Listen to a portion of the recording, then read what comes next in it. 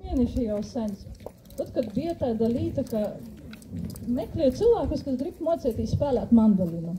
Bija tāda īspēja. Nu, apzvanīja visus folkloras kūpu vadītojus. Nu, vārds pa vārdam, nu, kā tie ap to mandolinam tā vai tā. Bet sapratam, ka mēs ļoti gribam sasatīt, ka mums tik bija visādi i Covid, mums bija visādi ierobežojumi, kas mums tik nebija. Ja mēs nebijām sazatikuši. I par to te doma bija, vajag rast īspēju, ka vajag. I tad poras dienas pēc tam man zvona i tos mojas vadītoja Inese. Kur Inese? Pamo Inese? Jā, uzgavilējam Inesei. Uzgavilējam Inesei. Saprotīšos, lai redz, kam prasīt, ja kas kaut kam iztrūkstā. Jā, un Inesei jau bija arī izstrādnis, ka jai bija aicinājis arī Reigas gastus, Garataku braukt uz šo galu. Nu, kaita, lai mēs te nesastrīnam arī visi porī, ka bija te doma, kad nebija sarakstām projektu. Jā, i tad ir testos, ka ir laba ideja. Tad atcerunās viss, lai tas realizētos. Kas bija toļo? Mēs sarakstām projektu, īsniedzam valsts kultūra kapitāla fondā, sajāmam atbalstu, bet arī, ja mēs nesaņemtu atbalstu, vienalga tas pasaukums būtu šodien ite. Jā. Kur vēl ideāloku vītu, kā ir Raiņa moju Bercenelē? Lūdzu, neizdarīšu. Labadīna, dorgi klausietāji! Prieks jūs visus šodien satikt. Mēs esam Niekļu Kalpstama folkloras kūpaņa izgalīša.